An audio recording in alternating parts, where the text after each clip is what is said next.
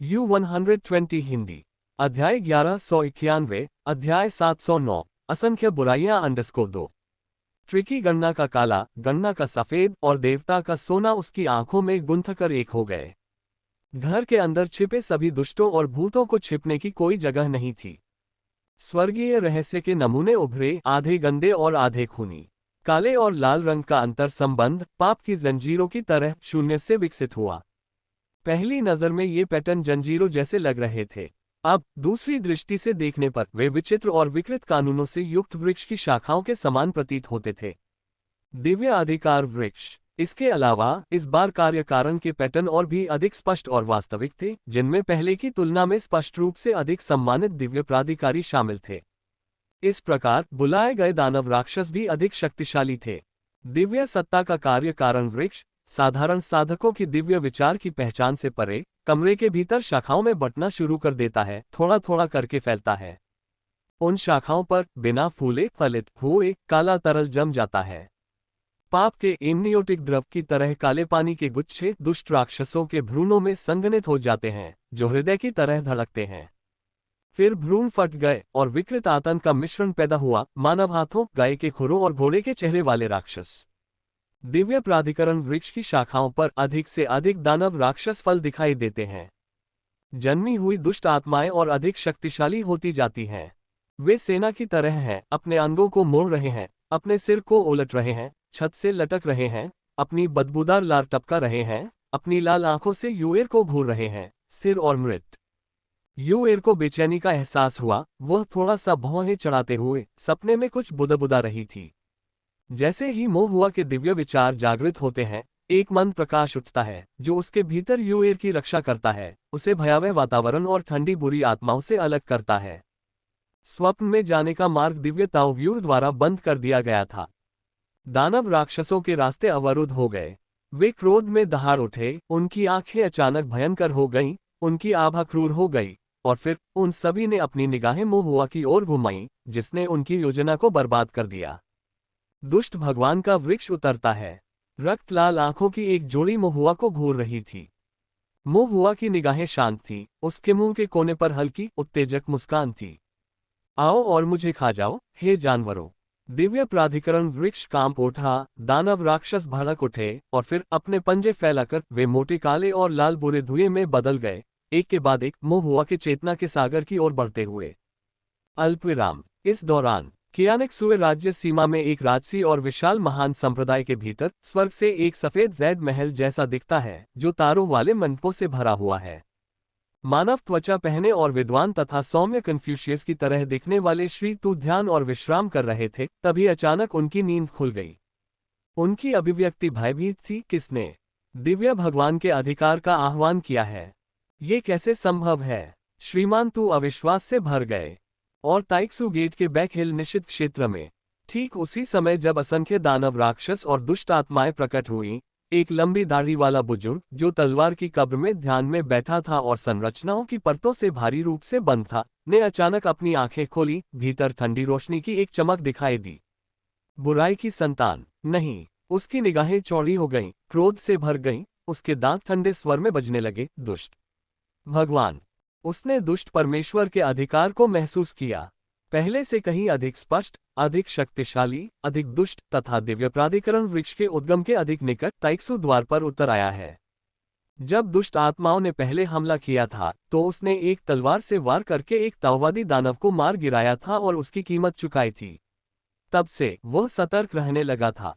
कुछ समय तक बुरी आत्माओं के शांत रहने के बाद तथा कभी कभार कुछ छोटे मोटे भूत प्रेत उभरने के बाद वह चुपचाप देखता रहा तथा कोई कार्रवाई करने से बचता रहा।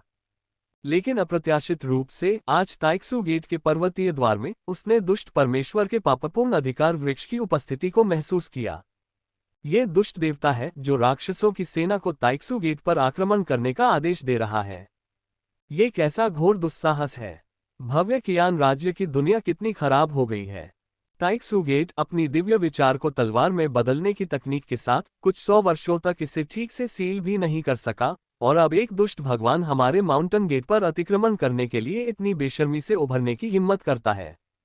तलवार के इरादे से भरी हुई बुजुर्ग की आंखें जानलेवा हवा से भर गईं और विशाल तलवार मकबरे में सभी तलवार हथियार थोड़ा कांपने लगे। उनकी तलवार क्यों इस स्वर्ग तक पहुंच गई।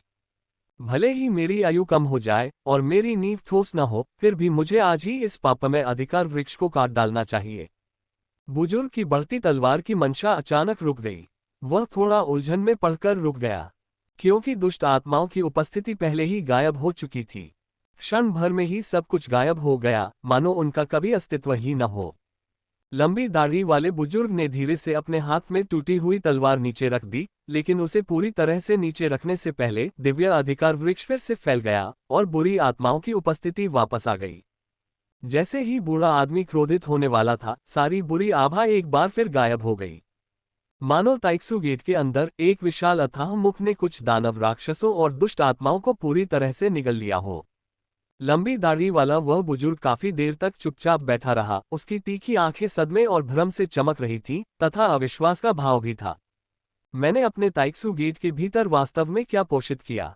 अल्पविराम। चेतना के सागर के अंदर महुआ ने अपना मुंह चौड़ा खोला और उन सभी दानव राक्षसों को अंदर ले लिया जो अभी अभी मारे गए थे और फिर सफेद धुएं में बदल गए थे।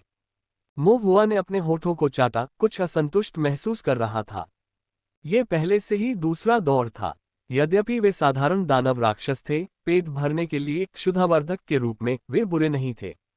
और 2 राउंड खाने के बाद महुआ ने स्पष्ट रूप से महसूस किया कि उसकी दिव्य भावना 17 पैटर्न के क्षेत्र की ओर बढ़ रही है। बस थोड़ा सा और। महुआ की आंखें चमक उठी, प्रसन्नता से भर गईं। जल्द ही अगला दौर आ गया। चेतना के सागर के भीतर बुरी ऊर्जा एकत्रित हो गई, अंतरिक्ष में काला पानी भर गया और बुरे विचारों के भीतर से भेड़ के सींग और काले शरीर वाले 2 राक्षस पैदा हुए। ये 2 भेड़ सींग वाले प्रवर्तक थे। दुष्ट देवता के अधीन राक्षसों के पदानुक्रम में भेड़ सींग वाले प्रवर्तकों का स्पष्ट रूप से उच्च दर्जा था। वे अहंकारी स्वभाव के थे और सामने आते ही उपहास करने लगे। लेकिन इससे पहले कि वे कुछ बोल पाते, महुआ ने उनकी भेड़ों के सींग पकड़ लिए, उन्हें जमीन पर दबा दिया और सुनहरी रोशनी की चमक और तलवार के तेज वार से भेड़ों के सिर काट दिए। भेड़ सींग वाले प्रवर्तक बिना ये जाने कि उनकी मृत्यु कैसे हुई, मर गए। भेड़ों के सिर काटने के बाद महुआ ने दिव्य विचार को तलवार बनाकर भेड़ों की हड्डियों को चीरने से पहले काफी देर तक काटा। फिर जहर को बेअसर करने के लिए रॉबरी थंडर के एक साधारण प्रयोग से उसने अंदर की सारी पीली सुनहरी दिव्य मज्जा चूस ली। बस ऐसे ही उसने 2 भेड़ों के सिर खा लिए। दुर्भाग्य से अब तक भेड़ सींग वाले प्रवर्तकों का स्तर कुछ कम हो गया था और उनके अंदर ज्यादा दिव्य मज्जा नहीं बची थी। महुआ ने अपने होंठ चटकाए, यह महसूस करते हुए कि उसने स्वाद का स्वाद भी नहीं लिया था उसके जाने से पहले। और इसके अलावा वहां बहुत अधिक बुरे विचार नहीं थे। महुआ केवल अगले व्यंजन की प्रतीक्षा कर सकता था। जल्द ही चेतना के सागर में मोटी गंदी क्यूई के प्रवेश के साथ चमकदार नुकीले दांतों वाला एक मोटा, विशाल और क्रूर सुअर का सिर प्रकट हुआ। जैसे ही सुअर सिर वाला दानव प्रकट हुआ, वह भयंकर रूप से दहाड़ने लगा। इससे पहले कि वह अपना रोना पूरा कर पाता, महुआ सुअर के सिर पर कूद पड़ा और अपनी मुठ्ठियां भींचकर उस पर जोरदार प्रहार करने लगा। इस प्रहार से, जिसमें देवता की शक्ति थी, उसने सीधे सुअर के सिर वाले दानव की खोपड़ी को चीर दिया। सुअर के सिर वाले दानव की भयंकर दहाड़ एक भयानक विलाप में बदल गई। महुआ ने क्लैंग क्लैंग कुछ और बार प्रहार जारी रखा, जिससे विशाल सुअर सिर वाला दानव सीधे तौर पर टुकड़ों में मुड़ गया और विकृत हो गया, अंततः काले खून के एक पोखर में बदल गया। महुआ ने ज्वाला संरचना प्रकट की, काले तरल पदार्थ को जला दिया और विशाल सुअर सिर दानव को भस्म करने के लिए शुद्ध दिव्य विचार को परिष्कृत किया। हालांकि समय सीमित था और इसे परिष्कृत करने का समय नहीं था। कुछ ही क्षणों बाद गुलाबी धुंध फैल गई, साथ में मधुर ध्वनियां और मीठी सुगंध भी फैल गई। महुआ आश्चर्यचकित रह गया और अचानक उसे अपनी चेतना के सागर में कई अत्यंत सुंदर और मनोहर महिलाएं मिलीं। वे बमुश्किल हल्के धुंध से ढके हुए थे, पतली कमर और छाया के साथ महुआ को कोमल स्नेह से भरी आंखों से देख रहे थे। उनकी हर भौं और मुस्कान अवर्णनीय आकर्षण और जुनून को उजागर कर रही थी। कभी कभी एक महिला अपने सारे वस्त्र उतार देती थी, जिससे एक क्षण में ही उसकी सुंदरता का शानदार प्रदर्शन प्रकट हो जाता था। महुआ थोड़ा सा शर्मा गया, लेकिन पलक झपकते ही उसकी बड़ी बहन का ठंडा और अलौकिक चेहरा, मानो थोड़ा परेशान या कोमल हो, और उसकी आंखें पानी की रोशनी की तरह झिलमिला रही हो, महुआ के दिमाग में कौंध गईं। महुआ हिंसक रूप से कांप उठा और तुरंत होश में आ गया। उसकी आंखों में सुनहरी रोशनी की चमक थी। उसने आसपास के वातावरण का निरीक्षण किया, उनके वास्तविक स्वरूप की तलाश की, और उसकी अभिव्यक्ति बर्फीली हो गई। लाल सुंदरियां, सफेद हड्डियां, सड़ती त्वचा और सड़ता मांस, लोमड़ी दानव और दुष्ट प्राणी मेरे ताओवादी हृदय को परेशान कर रहे हैं। मो हुआ ने ठंडी सांस ली। उसके छोटे से हाथ ने इशारा किया और ली पर्वत की भव्य अग्नि शमशान संरचना जमीन से ऊपर उठ गई। पहाड़ जेलों में बदल गए और आग के समुद्र हिंसक रूप से भड़क उठे। आग की लपटों ने जब उन्हें अपनी चपेट में लिया तो आकर्षक सुंदरियां चीखने लगीं। उन्होंने अपना मोहक आकर्षण खो दिया, उनके हाव भाव विकृत हो गए, क्योंकि उन्होंने अपने सुंदर बाहरी आवरण को उतार फेंका और अपने भयावह वास्तविक रूप को प्रकट किया। कुछ कब्रों से खोखली आंखों वाले कंकाल मिले। अन्य लोगों ने अपने सड़ते हुए मांस को कीड़ों से भरा हुआ दिखाया। या लोमड़ी के चेहरे वाले मानव शरीर राक्षसी कीड़ों में बदल रहे हैं। मो हुआ ने कोई दया नहीं दिखाए, अग्नि संरचना के साथ उन सभी को मार डाला। इन सभी ब्रह्मप्रच्छन्न राक्षसों का वध किया और फिर उन्हें पूरी तरह से खा लिया। भूत प्रेत लोमड़ी राक्षसों का सफाया कर दिया गया। उसके बाद अचानक घना काला धुआं निकला, दुष्टता का आभास और भी गहरा हो गया और वातावरण अचानक दमनकारी हो गया। युद्ध के घोड़ों की हिनहिनाहट की धीमी आवाजें सुनाई देने लगीं। मो हुआ को अपने दिल में ठंडक महसूस हुई और काली धुंध के बीच से सफेद हड्डी के कवच में लिपटा एक विशालकाय व्यक्ति उभरा, जो एक रक्त लाल लंबा पर्लबट पकड़े हुए था, जिसके ऊपर भेड़ के सींगों की एक जोड़ी थी। एक बहुत शक्तिशाली दानव राक्षस जनरल, भेड़ सींग वाले जनरल, और वह मेनू पर एकमात्र कठिन व्यंजन था। यह अनुमान लगाया गया था कि दुष्ट ईश्वर को भी ऐसी दुर्जय दुष्ट आत्मा को शुद्ध करने के लिए बहुत प्रयास करना पड़ेगा। मो हुआ ने राजसी और दुर्जय दानव राक्षस जनरल को देखा, जो भयानक अधिकार प्रकट कर रहा था और युद्ध करने की बढ़ती इच्छा महसूस की। कुछ हद तक उसकी ताकत का परीक्षण करने के लिए उत्सुक था। भेड़ सींग वाले प्रवर्तक की रक्त लाल पुतलियां मोहुआ की ओर देख रही थीं। यद्यपि मोहुआ का दिव्य विचार अवतार एकमात्र छोटे से कण के रूप में प्रकट हुआ था, फिर भी युद्ध कठोर दानव जनरल, जो युद्ध के मैदान में हत्या करने का आदी था, ने अभी भी एक महत्वपूर्ण खतरा महसूस किया। दानव राक्षस माउंट ने भयंकर गर्जना की। हवा की गति के साथ भेड़ सींग वाले प्रवर्तक ने लंबी परशु को घुमाया, जिससे रक्त प्रकाश का एक निशान बना और सीधे मोहुआ पर हमला किया। मोहुआ ने अपना छोटा हाथ भींच लिया और स्वर्णिम प्रकाश एक छोटी तलवार में परिवर्तित हो गया तथा वह प्रवर्तक के साथ युद्ध करने के लिए आगे बढ़ा। कुछ समय के लिए बुरी आभा बह निकली और सुनहरा प्रकाश फैल गया। तलवार और परशु एक दूसरे से टकराए, दिव्य विचार गूंज उठा।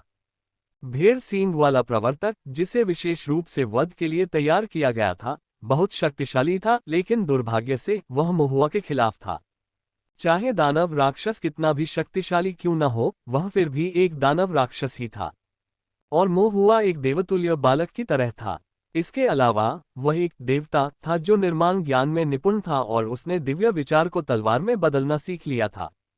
केवल 1 दर्जन से अधिक मुठभेड़ों में मोहुआ के दिव्य विचार से दुर्जय भेड़ सींग वाले राक्षस जनरल को उसके घोड़े के पैर के पास तलवार में मार दिया गया।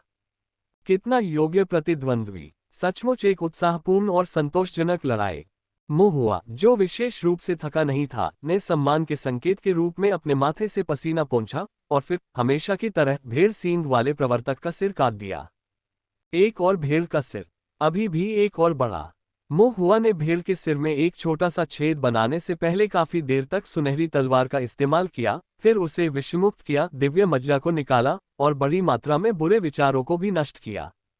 इस बार उसने बहुत अधिक खा लिया था और उसे पहले से ही काफी पेट भरा हुआ महसूस हो रहा था।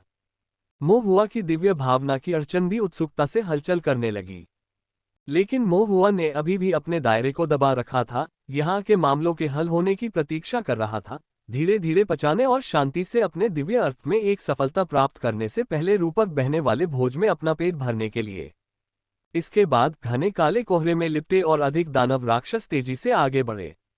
अजीब और विचित्र दिखावे, गहरे बुरे विचारों और ऐसे तरीकों के साथ जो या तो चालाक, निर्दयतापूर्वक, ठंडे, विषैले, क्रूर या हिंसक रूप से भयंकर थे।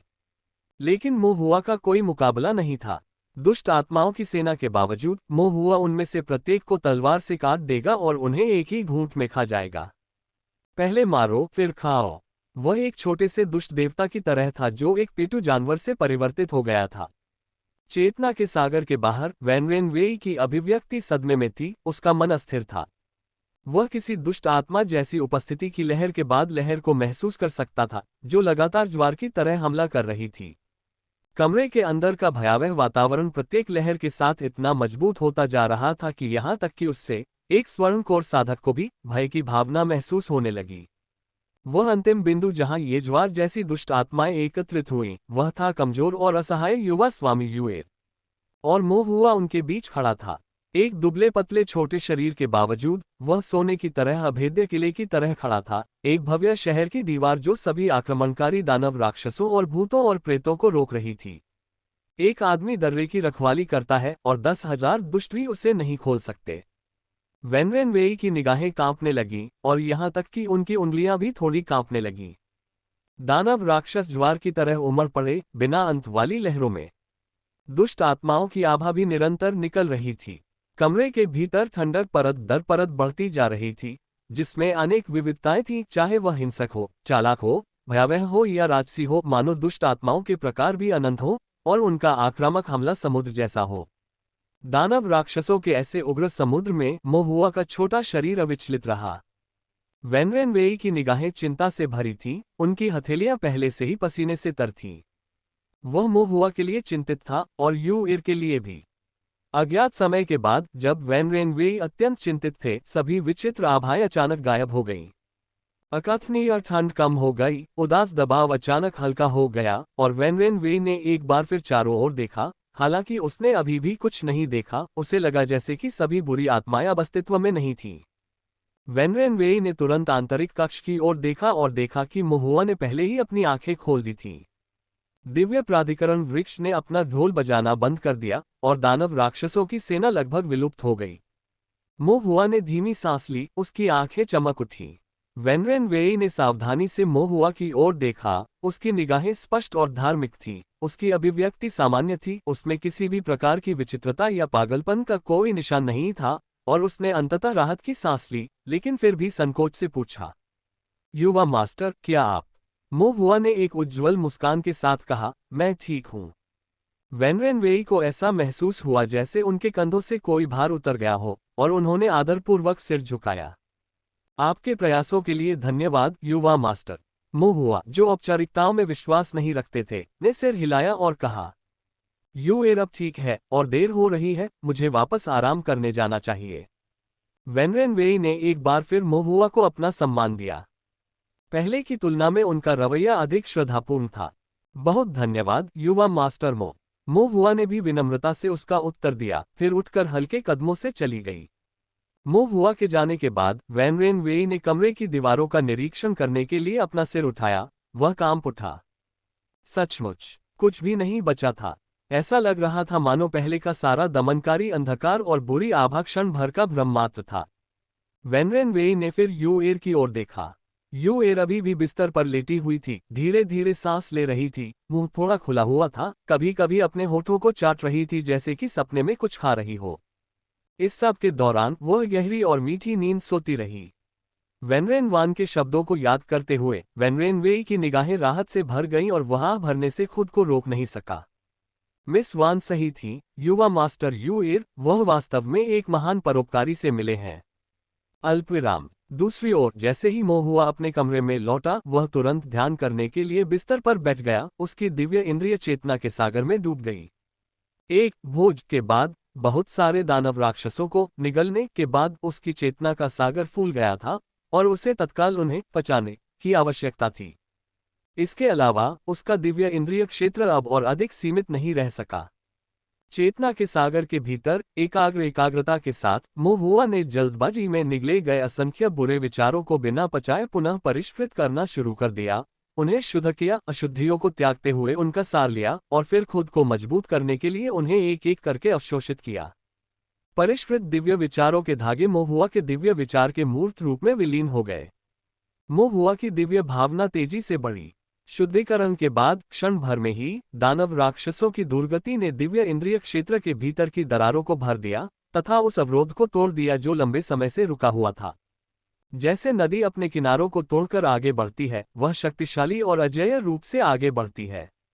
मोह हुआ कि दिव्य भावना ने अंततः एक और कदम आगे बढ़ाया। फाउंडेशन बिल्डिंग मध्य चरण के 16 पैटर्न से फाउंडेशन स्थापना के अंतिम चरण के बीच की अड़चन को तोड़ते हुए सफलतापूर्वक 17 पैटर्न तक आगे बढ़ गया। नींव स्थापना प्रारंभिक चरण साधना 17 पैटर्न नींव स्थापना देर चरण दिव्य भावना। उस क्षण दिव्य विचार अबाधित हो गया।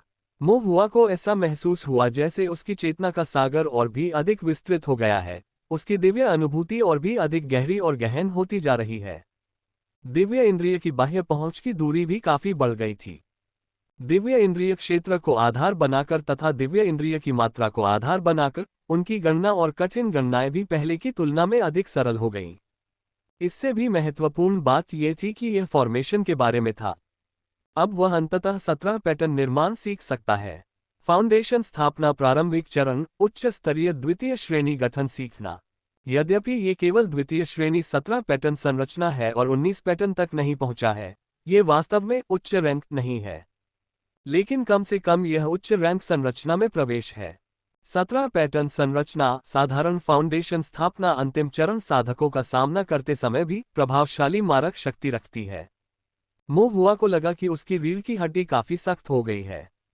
जब तक उसे फॉर्मेशन स्थापित करने का मौका मिलता रहेगा तब तक फाउंडेशन स्थापना लेट स्टेज कल्टीवेटर भी खुद को परेशानी में पाएंगे। हालांकि गठन के मामले को फिलहाल अलग रखना होगा, क्योंकि मोह हुआ ने पाया कि टेकआउट का ये दौर अभी तक पूरी तरह से खत्म नहीं हुआ था।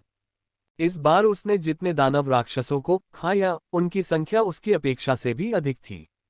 उनकी दिव्य संवेदना पहले ही 17 पैटर्न तक पहुंच चुकी थी, यहां तक कि उससे भी थोड़ी अधिक मजबूत।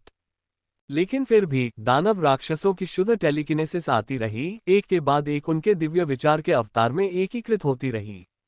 मोह हुआ की दिव्य भावना बढ़ती रही। क्या ये हो सकता है? ये सीधे 18 पैटर्न तक आगे बढ़ेगा। 17 से 18 पैटर्न तक की बाधा छोटी है, 16 से 17 पैटर्न तक की बाधा जितनी महत्वपूर्ण नहीं है। मोह हुआ का दिल कांप उठा और फिर वह प्रत्याशा की मुस्कान को रोक नहीं सका। 18 पैटर्न, एक ही कदम में 2 ग्रेड ऊपर चढ़ना। मोह हुआ बहुत प्रसन्न हुआ और फिर उसने तुरंत अपनी भावनाओं को शांत किया और ध्यान में बैठना जारी रखा, टेलीकिनेसिस को आत्मसात किया, दिव्य अनुभूति को बढ़ाया। जैसा कि उन्होंने चाहा, उनकी दिव्य भावना स्पष्ट रूप से और धीरे धीरे कदम दर कदम मजबूत होती गई। अंततः वह 18 पैटर्न क्षेत्र तक पहुंचने से बस एक बाल की दूरी पर था। इससे भी अधिक, मोह हुआ स्पष्ट रूप से 18 पैटर्न दिव्य भावना की अड़चन को थोड़ा थोड़ा करके टूटते और विघटित होते हुए महसूस कर सकता था। मोह हुआ के चेहरे पर मुस्कान खिल उठी, लेकिन ठीक उसी क्षण सब कुछ अचानक रुक गया। अज्ञात में कुछ हल्का सा कांपता हुआ प्रतीत हो रहा था। यह अनुभूति कुछ ताओवादी स्तंभ के समान थी, ऐसा था। स्वर्गीय दाओ। मोह हुआ अपने दिल में चौंक गया और फिर उसे अस्पष्ट रूप से ऐसा महसूस हुआ जैसे स्वर्ग और पृथ्वी की असंख्य चीजों के बीच से किसी सर्वोच्च इच्छा ने उस पर नजर डाली, उस पर एक नजर डाली और पाया कि वह एक समस्या, फिर स्वतः उत्पन्न एक नियम मोह हुआ पर उतर आया। उनकी दिव्य अनुभूति अभी भी बढ़ रही थी, लेकिन अवरोध अभी भी बना हुआ था और सारी बढ़ी हुई दिव्य अनुभूति स्पष्ट रूप से किसी अज्ञात स्थान पर बह गई थी और बिना किसी निशान के सीधे डूब गई थी। उसकी दिव्य भावना का क्षेत्र भी ऊपर उठना बंद हो गया। मोह हुआ हक्का बक्का रह गया। क्या चल रहा है? मेरी 18 पैटर्न दिव्य भावना कहाँ है? मैंने बस कर ही दिया था। मोह हुआ ने चारों ओर देखा और पाया कि किसी समय उसकी चेतना के सागर में हवा के झोंके से एक अजीब सी दरार उभर आई थी। ये दरार काली और गहरी थी तथा इसका रंग गहरा सुनहरा था। ऐसा लग रहा था मानो ताओ कानूनों का कोई ठोस मूर्त रूप प्रकट हो गया हो। ये नियम, जो शून्य से निर्मित हुआ था, उसकी चेतना के सागर के साथ सहज रूप से एकीकृत हो गया और दानव राक्षसों को परिष्कृत करने और टेलीकिनेसिस को निगलने से होने वाले सभी दिव्य विचार विकास को इस दरार ने निगल लिया था। ऐसा लग रहा था जैसे स्वर्गीय दाओ ने अपनी दिव्य भावना को और अधिक मजबूत नहीं होने दिया, इसलिए उसने खामियों को दूर करने के लिए अस्थायी रूप से एक कानून जोड़ दिया। ये नियम शून्यता के भीतर सुनहरे रंग के साथ अंधकार की एक दरार के रूप में प्रकट हुआ। जिस क्षण मोह हुआ की दिव्य भावना बढ़ती, वो उसकी दिव्य भावना की मजबूती को दबाने के लिए विकास को जब्त कर लेता। इसने उसकी दिव्य भावना को कुछ सीमाओं के भीतर सीमित कर दिया तथा उसे एक निश्चित चरम सीमा को पार करने से रोक दिया। मोह हुआ दंग रह गया। इसका अर्थ क्या है? क्या अब मैं स्वर्गीय दाओ में एक छिद्र हूं? तो क्या स्वर्गीय दाओ ने मुझ में इस खामी को ठीक करने के लिए अस्थायी रूप से एक कानून जोड़ा? यह शायद ही संभव है। मोहुआ को थोड़ा नाराजगी महसूस हुई। एकमात्र आधारशिला निर्माण साधक के रूप में निश्चित रूप से मुझे इस तरह लक्षित नहीं किया जा रहा है। ऐसा लगता है कि ये दूसरी बार है। मोहुआ को याद आया कि जब उसने शुरू में फाउंडेशन स्थापना में प्रवेश किया था तो उसकी दिव्य भावना तेजी से बढ़ी थी, लेकिन बाद में ऐसा लगा कि यह सीमाओं को पार कर गई और कुछ स्वर्गीय दाव कानूनों द्वारा इसका प्रतिकार किया गया। इसके अलावा स्वर्ग ज्ञान जुए और रहस्यमय स्वर्ग महान संरचना के हस्तक्षेप से उसकी दिव्य भावना का पुनर्निर्माण करने के लिए इसे मात्रा से दबाकर गुणवत्ता में बदलना पड़ा। अब फिर वही स्थिति है, बस एक कदम दूर 18 पैटर्न के कगार पर, और अब अचानक एक कानून द्वारा प्रतिबंधित। मोहुआ अपने होठों को सिकोड़ने से खुद को रोक नहीं सका और बुदबुदाया। स्वर्गीय दाओ वास्तव में तुच्छ है। बुदबुदाने के बाद मोहुआ ने आह भरी। उनकी चेतना सागर की रचना अब काफी जटिल हो गई है। चेतना का सागर उनका था जिसके भीतर उनका अपना दिव्य विचार अवतरित था। इसके अलावा रहस्यमय ताओवादी स्तंभ, विनाशकारी थंडर पैटर्न और अब स्वर्गीय दाओ का एक अकथनीय कानून भी शामिल हो गया था। विशेष रूप से यह स्वर्गीय दाओ कानून। मोहुआ के सिर में थोड़ा दर्द हुआ। उन्होंने पुनः राक्षसी विचारों को आत्मसात किया, अपनी दिव्य इंद्रियों को व्यय किया तथा कई बार परीक्षण करने के लिए संरचना को प्रकट किया, जिससे उन्हें इस कानून के उद्देश्य का एक मोटा अंदाजा प्राप्त हुआ। ये कानून ईश्वरीय भावना को कम करने के लिए था। उसकी दिव्य भावना का उपयोग सामान्य रूप से किया जा सकता था, सामान्य रूप से खर्च किया जा सकता था और सामान्य रूप से बहाल किया जा सकता था, लेकिन यह अब और बढ़ नहीं सकती थी। एक बार जब ये बढ़ जाता है तो इसे इस कानून द्वारा घटाया जाएगा जो एक शून्य दरार जैसा दिखता है।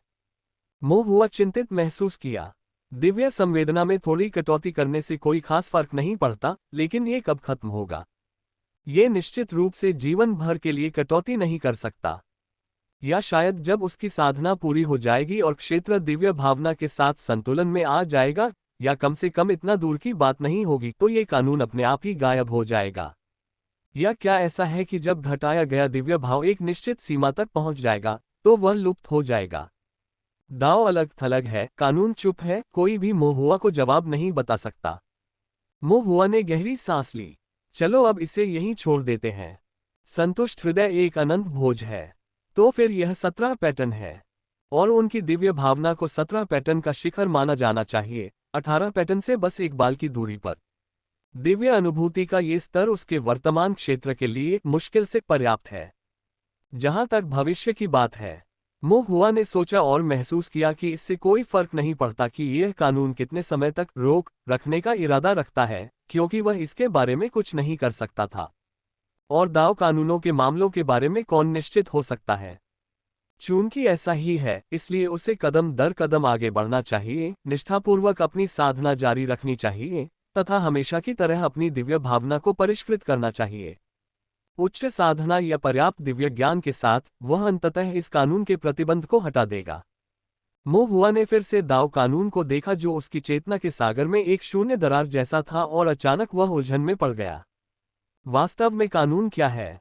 कानून इस रूप में क्यों प्रकट होता है? सुनहरे रंग के साथ कालापन, शून्य में दरार की तरह। ये दिव्य भावना को कैसे निगल सकता है?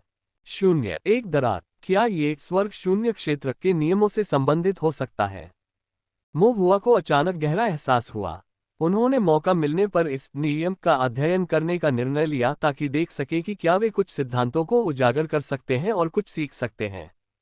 चूंकि यह बिन बुलाया मेहमान कहीं से भी उसके चेतना सागर में आ गया था, इसलिए उसे इससे लाभ उठाने का कोई रास्ता निकालना था, अन्यथा ये बहुत ही व्यर्थ हो जाएगा।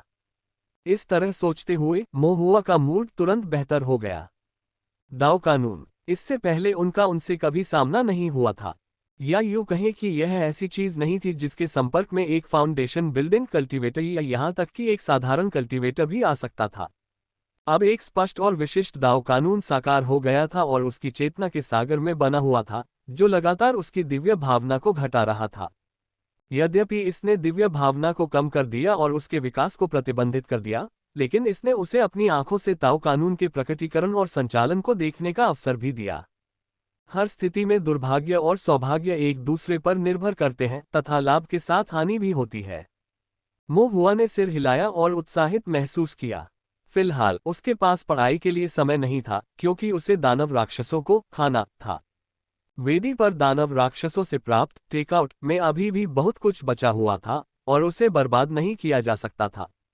मोह हुआ ने दानव विचारों को खाना जारी रखा, लेकिन इस बार उन्होंने एक निश्चित स्वाधीनता के साथ खाया। बुरे विचारों के कारण वे वास्तव में उसके द्वारा ग्रहण नहीं किए जा सके, वे सभी स्वर्गीय दाव द्वारा घटा दिए गए थे। मोह हुआ को अंदर से थोड़ा दुख हुआ, लेकिन बर्बाद न करने के सिद्धांत का पालन करते हुए उसने फिर भी इन राक्षसी बुरे विचारों को निगल लिया। समाप्त करने के बाद मोह हुआ स्पष्ट रूप से महसूस कर सकता था कि उसके चेतना सागर में स्वर्गीय दाव कानूनों के प्रतिबंध कुछ हद तक ढीले हो गए थे। ये थोड़ा भरा हुआ भी लगा।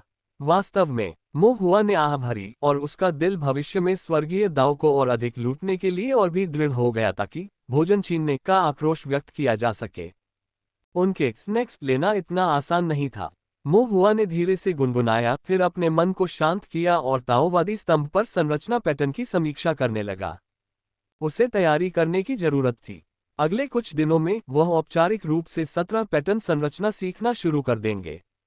अल्पविराम। ताइक्सू गेट, बैक हिल निषिद्ध क्षेत्र।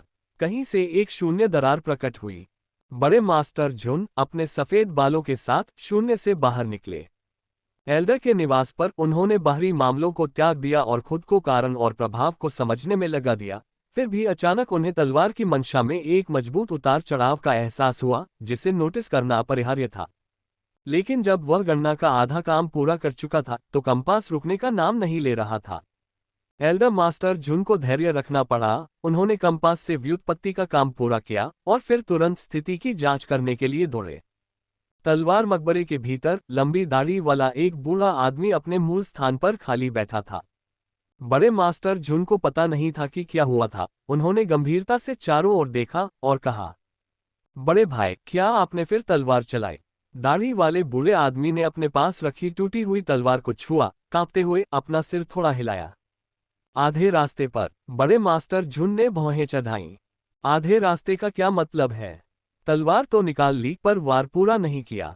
बूढ़े आदमी का विचलित मन, जो विचारों से बोझिल प्रतीत हो रहा था, देखकर एल्डर मास्टर झुन थोड़ा आशंकित हो गए और पूछा, बड़े भाई, क्या हुआ?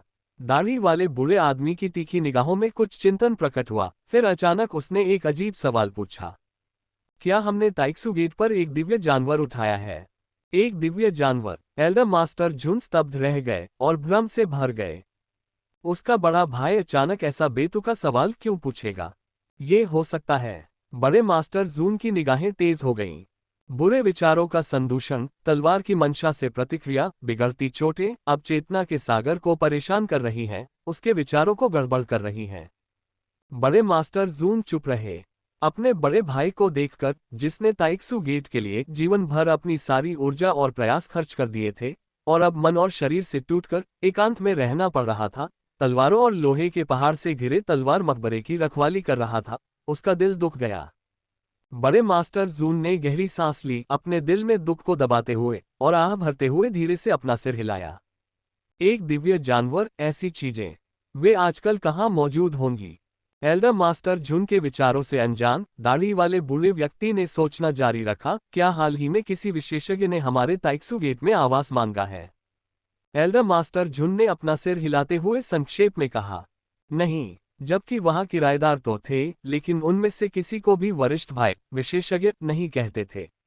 दाढ़ी वाले बुजुर्ग ने अपनी भौहें सिकुड़ी, एक पल सोचा और धीरे से पूछा, क्या हमारे ताइक्सू गेट ने हाल के वर्षों में असाधारण प्रतिभा वाले किसी शिष्य को अपनाया है? असाधारण प्रतिभा? एल्डर मास्टर झुन को कुछ आश्चर्य हुआ और उन्होंने कुछ देर तक सोचा। वास्तव में वर्षों से उच्च प्रतिभा वाले शिष्य रहे हैं, और इस बैच में भी उच्च स्तरीय आध्यात्मिक मूल और उत्कृष्ट योग्यता वाले कुछ शिष्य शामिल हैं। हालांकि उनकी आध्यात्मिक जड़ें अच्छी हैं, फिर भी वे मेरे वरिष्ठ भाई का ध्यान आकर्षित नहीं कर पाएंगे। मेरे वरिष्ठ भाई के क्षेत्र में, जो लगभग एक साधक की सीमा पर है, वे जिन असाधारण प्रतिभाओं की बात करते हैं, वे निश्चित रूप से सामान्य अर्थों में नहीं होंगी। ये निश्चित रूप से प्रतिभाशाली लोगों में से कोई असाधारण व्यक्ति होगा, सचमुच चकाचौंध करने वाला। एल्डर मास्टर झुन के विचार जागृत हुए और उन्हें अचानक मोह हुआ का ख्याल आया। ये बच्चा मोह हुआ। उनकी फॉर्मेशन प्रतिभा को वास्तव में असाधारण माना जा सकता है, लेकिन फॉर्मेशन के अलावा वो बाकी सभी चीजों में औसत दर्जे के हैं। वह अत्यंत विशिष्ट है। इसके अलावा फॉर्मेशंस का मेरे वरिष्ठ भाई से कोई लेना देना नहीं है। मेरा वरिष्ठ भाई फॉर्मेशन में विशेषज्ञ नहीं है और संभवतः फॉर्मेशन में प्रतिभा की परवाह नहीं करता है। हालांकि किसी भी स्थिति में एल्डर मास्टर जून ने फिर भी पूछा, असाधारण प्रतिभा? आप किस तरह की प्रतिभा की बात कर रहे हैं? दाढ़ी वाले बुजुर्ग ने चिंतनशील भाव दिखाया। यदि यह हमारे संप्रदाय का शिष्य है तो इस व्यक्ति में अत्यंत प्रबल दिव्य विचारवद क्षमता होनी चाहिए। दाढ़ी वाले बुजुर्ग ने कहा, क्या कोई ऐसा शिष्य है जिसका तलवार दाव से स्वाभाविक संबंध हो, जन्मजात तलवार का इरादा हो, या जो स्वाभाविक रूप से दिव्य विचार प्रकटीकरण में कुशल हो और युद्ध में उत्कृष्ट हो? युद्ध में सहज तलवार की मंशा, दिव्य विचार। बड़े मास्टर जून ने थोड़ा सिर हिलाया। तो फिर इसका महुआ से कोई लेना देना नहीं है। वह बच्चा एक फॉर्मेशन मास्टर है, तलवार साधक नहीं। उसे तलवार चलाने में भी दिक्कत होती है और वह इतना कमजोर है कि दूसरों से कैसे लड़ सकता है। अन्य कोई भी शिष्य उपयुक्त नहीं लगता। ताइक्सू गेट ने दिव्य विचार को तलवार में एक निश्चित तकनीक के रूप में सील कर दिया है। किसी भी अन्य तलवारबाजी को बहुत श्रेष्ठ नहीं माना जाता है। यदि वास्तव में जन्मजात तलवार इरादे वाले बीज होते तो वे इन औसत दर्जे की तलवार दाव विरासतों का पीछा करने के लिए ताइक्सू गेट में शामिल नहीं होते।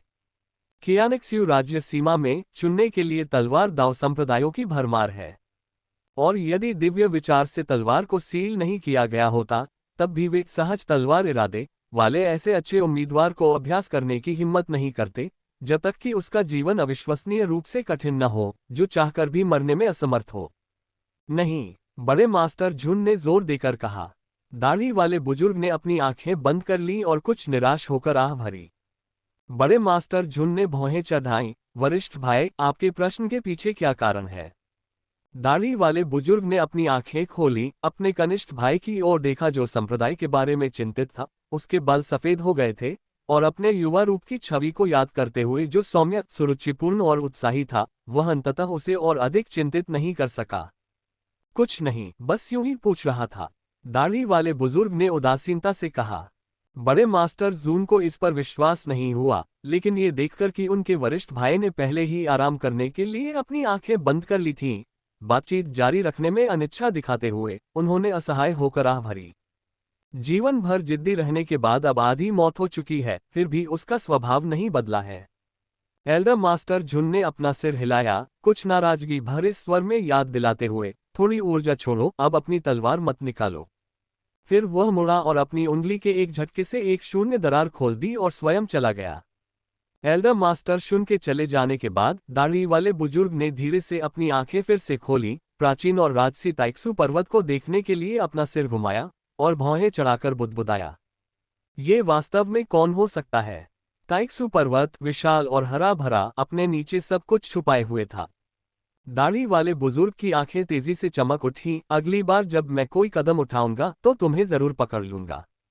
दिनों बाद निषिद्ध मैदान के गुप्त कक्ष में सुसंस्कृत और सुरुचिपूर्ण मानव त्वचा को त्याग कर श्री तू ने अपना असली रूप प्रकट किया और मेढ़े के सींग वाली दिव्य मूर्ति के सामने घबराहट में घुटने टेक दिए। उनका दुबला चेहरा मौत की तरह पीला पड़ गया था। उसका शरीर क्षत विक्षत था, अंग मुड़े हुए थे, वह जमीन पर गिरा हुआ था। उनकी दिव्य इंद्रियां असीम महान निर्जन पार्गेट्री में डूब गईं, जहां उन्हें जीभ निकालने, अंगुलियां काटने, छाती में छेद करने और भाप देने जैसी यातनाएं सहन करनी पड़ीं। वह असहनीय पीड़ा से ग्रस्त होकर निराशा के कगार पर पहुंच गया था। ये ईश्वरीय दंड था। यह महान जंगल के स्वामी की ओर से उसके कर्तव्यों को पूरा करने में विफलता के लिए दैवीय दंड था। वेदी पर कब्जा कर लिया गया था, दैवीय अधिकार छीन लिया गया था और राक्षस सेना को भारी नुकसान उठाना पड़ा था। ईश्वरीय प्रभु का क्रोध अभूतपूर्व था। जैसे जैसे श्रीमान तू ने पापमोचन की पीड़ा सहन की, दिव्य प्रभु की गर्जना उनके मन में गूंजती रही, उनके हृदय में कंपन पैदा करती रही। लंबे समय तक यातना सहने के बाद अंततः यातना समाप्त हो गई। श्री तू की दिव्य भावना को महान निर्जन पार्गेट्री से मुक्ति मिल गई। अब उन्हें निराशा की पीड़ा सहन नहीं करनी पड़ेगी।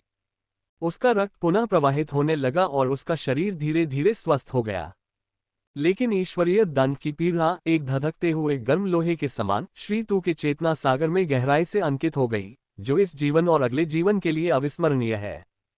संघर्ष करते हुए श्री तू अपने घुटनों पर गिर पड़े, उनकी सांस धागे की तरह धीमी हो गई और वे श्रद्धापूर्वक बोले, गर्जन और ओस सभी दिव्य भगवान की कृपा है। ईश्वरीय प्रभु की सजा के लिए आभारी। गुप्त कक्ष में दमनकारी और दुर्भावनापूर्ण बुरे विचार थोड़े शांत हो गए। श्रीमान तू ने गहरी सांस ली, उनकी आवाज कमजोर होकर कांप रही थी और वे बुदबुदाए, देवता की गरिमा स्वर्ग के समान है, मानव जीवन चींटियों के समान तुच्छ है। मनुष्य ईश्वरत्व को नहीं समझ सकता, ईश्वरीय पद की लालसा नहीं कर सकता, ईश्वरीय अधिकार को हड़पना तो दूर की बात है, क्योंकि ये किसी के लिए भी असंभव है। श्रीमान तू ने डरते हुए अपने आप से कहा।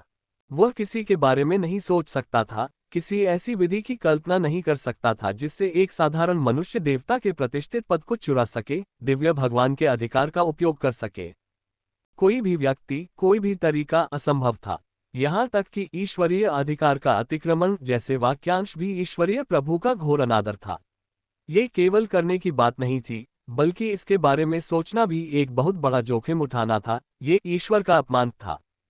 फिर भी दिव्य प्रभु का अधिकार वास्तव में चुरा लिया गया था। वास्तव में ईश्वरीय प्रभु की गरिमा का उल्लंघन किया गया था। दिव्य भगवान के सेवकों को भी भारी क्षति हुई थी। इसलिए श्री तू ने एक साहसिक अनुमान लगाया।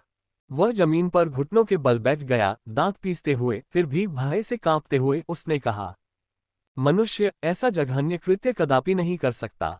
ये सब पर्दे के पीछे से मानवों द्वारा कुटिल षड्यंत्र रचकर नहीं किया जा रहा है। यह एक देवता है, नहीं, बहुत संभव है, एक दुष्ट भगवान। ये दुष्ट ईश्वर दिव्य भगवान का शत्रु है, जो छाया में दिव्य भगवान के प्रतिष्ठित स्थान की लालसा रखता है, दिव्य भगवान की वेदी को अपवित्र करता है, दिव्य भगवान के अधिकार पर कब्जा करता है। केवल एक देवता ही एक देवता से मुकाबला कर सकता है। ये दुष्ट ईश्वर ही सच्चा छिपा हुआ हाथ है। कमरे में बुरे विचार अचानक उमड़ पड़े। चारों ओर एक क्रोधित और क्रूर इच्छा शक्ति छा गई। श्रीमान तू नीचे गिरे पड़े थे, बोलने या एक इंच भी हिलने की हिम्मत नहीं कर रहे थे, केवल उनकी उंगलियां हल्की सी कांप रही थीं। कुछ क्षण बाद क्रूरता शांत हो गई और माहौल शांत हो गया। दिव्य भगवान ने श्रीमान तू को डांटा नहीं। ऐसा प्रतीत होता है कि उन्होंने भी श्रीमान तू के अनुमान को स्वीकार कर लिया।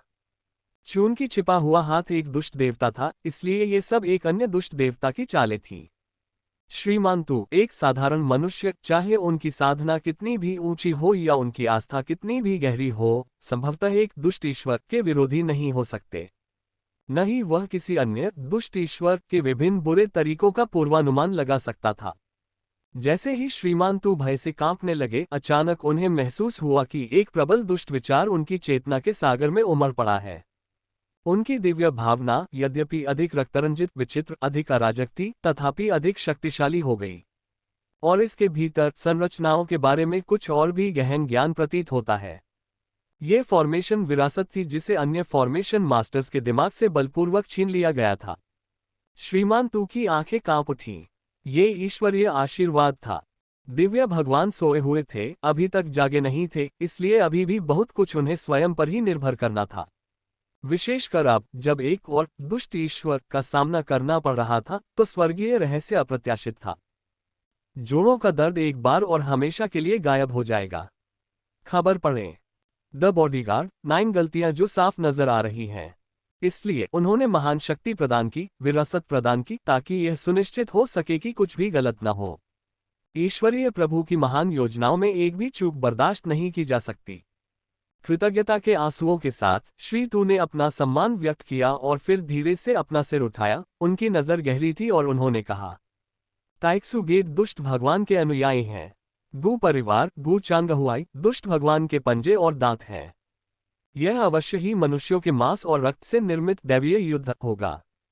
दिव्य प्रभु का अधिकार महान निर्जन प्रदेश से शुरू होकर कियान राज्य पर उतरना चाहिए। अल्पविराम। इस बीच मोहुआ, जिसे श्री तू दुष्ट देवता मानते थे, घास पर धूप सेक रहा था। यूएर ने अपना होमवर्क पूरा कर लिया था और वह खुशी खुशी उसके बगल में लौट रही थी। महान जंगल के दानव राक्षसों का एक बड़ा हिस्सा मोहुआ द्वारा भस्म कर दिया गया था। यूएर के बुरे सपनों में दबाव भी कम हो गया था। वह रात में बेहतर सोती थी और उसका व्यक्तित्व भी अधिक खुशमिजाज हो गया था। मोहुआ यूएर के साथ खेलते हुए ताइक्सु टोकन के माध्यम से फ्लिप किया। वह ताइक्सू टोकन के भीतर अध्ययन करने के लिए कुछ द्वितीय श्रेणी 17 पैटर्न संरचनाएं ढूंढना चाहते थे। अधिमानतः वे जिनसे वह सबसे अधिक परिचित थे, 5 तत्व 8 ट्रिग्राम सरणी संरचनाएं। इससे शुरुआत करना आसान होगा और अन्य उच्च श्रेणी के द्वितीय श्रेणी संरचनाओं को सीखते हुए कदम दर कदम आगे बढ़ना सुविधाजनक होगा। मो हुआ कुछ देर तक नर्म घास पर लेटा रहा, अपना सिर हिलाए बिना नहीं रह सका और आहें भरने लगा। अधिक महंगा। एक सामान्य द्वितीय श्रेणी 17 पैटर्न संरचना के लिए 4 से 500 मेरिट अंक की लागत आएगी। मो हुआ के वर्तमान मेरिट अंक 2000 थे, जो कि एक फाउंडेशन स्थापना प्रारंभिक चरण शिष्य के लिए पहले से ही काफी था, जिसने अभी अभी शुरुआत की थी। उसने वास्तव में और भी अधिक बचत कर ली थी, फॉर्मेशन पेंटिंग्स बनाकर, पुरस्कार स्वीकार करके और कभी कभी ताओवादी न्यायालय के लिए कार्य पूरा करके, अंकल गू से कुछ मेरिट पॉइंट्स मिलाकर। उनके मेरिट अंक अर्जित करने के साधन औसत शिष्य से कहीं अधिक थे, लेकिन उनका खर्चा भी बहुत अधिक था, इसलिए उन्होंने चित्रकारी भी खूब की। वे 2000 अंक पर्याप्त लग सकते हैं, लेकिन उन्हें केवल 4 या 5 17 पैटर्न संरचनाओं के बदले में बदला जा सकता है, प्रचुर मात्रा में नहीं, लेकिन दुर्लभ भी नहीं। और वास्तव में इसका आदान प्रदान संभव है, लेकिन आदान प्रदान के बाद बहुत अधिक मेरिट पॉइंट नहीं बचेंगे। मो हुआ एक साधारण पृष्ठभूमि से आते हैं और ताइक्सू टोकन के अंदर 1000 से अधिक मेरिट पॉइंट न रखने पर हमेशा असुरक्षित महसूस करते हैं। Merit points. अचानक मो हुआ को याद आया कि दाव कोर्ट में उसके लिए अभी भी मेरिट पॉइंट्स की एक राशि बकाया है। यह अंकल गू द्वारा अग्नि बुद्ध को गिरफ्तार करने में मदद करने के लिए दिए गए पुण्य अंक थे। मेरिट अंकों की यह राशि अभी भी दाव कोर्ट में जटिल प्रक्रिया से गुजर रही है। यह सचमुच बहुत धीमी है। मो हुआ ने आह भरी। इससे पहले उसके पास पर्याप्त योग्यता अंक थे और वह जल्दबाजी में नहीं था, लेकिन अब वह 17 पैटर्न के साथ फॉर्मेशन सीख सकता था और योग्यता अंकों की खपत और भी अधिक होगी। अब जब वह कुछ कठिन स्थिति में थे, तो उन्हें इस महत्वपूर्ण मामले को सुलझाने के लिए उन योग्यता अंकों की तत्काल आवश्यकता थी। मो हुआ ने उन्हें प्रेरित करने का निर्णय लिया। दिन के दौरान अंकल गू दाव कोर्ट के मामलों में व्यस्त थे, जो काफी व्यस्त थे, इसलिए उन्हें परेशान करना असुविधाजनक होगा। रात को कक्षा के बाद मो हुआ ने उसे एक संदेश भेजा। अंकल गू, मेरे मेरिट पॉइंट्स का क्या हुआ? क्या वे अभी तक नहीं आए? गू चांगहुआई को जवाब देने में लगभग 30 मिनट लग गए। उन्हें पता ही नहीं था कि वो किस काम में व्यस्त हैं। ऐसा लग रहा था कि आखिरकार उन्हें जवाब देने का समय मिल ही गया। क्या योग्यता अंक? मो हुआ का चेहरा काला पड़ गया। अग्नि बुद्ध को पकड़ने के लिए योग्यता अंक।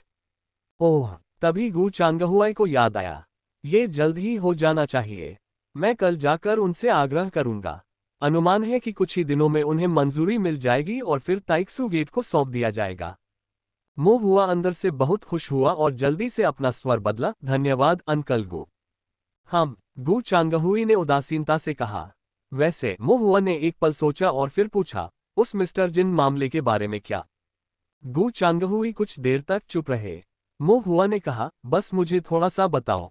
कुछ मामलों को, विशेष रूप से दाव कोर्ट में, गुप्त रखा जाना चाहिए और जनता के सामने प्रकट नहीं किया जाना चाहिए। मो हुआ इस बारे में भी स्पष्ट थे। गू चांगहुआई ने आह भरी। तुम्हें थोड़ा बताने से कोई नुकसान नहीं होगा। श्री जिन और उनके समूह को पकड़ने में मो हुआ का मुख्य सराहनीय योगदान था। गू चांगहुआई ने कहा, शी लियू को ताओवादी जेल में अस्थायी रूप से हिरासत में लिया गया है। उन पर दाव कोर्ट में समारोह विभाग पर हमला करने का आरोप है। अन्य आरोपों की अभी पुष्टि होनी बाकी है। सेवक गोल्ड संप्रदाय के अन्य अनुयायी भी हिरासत में हैं।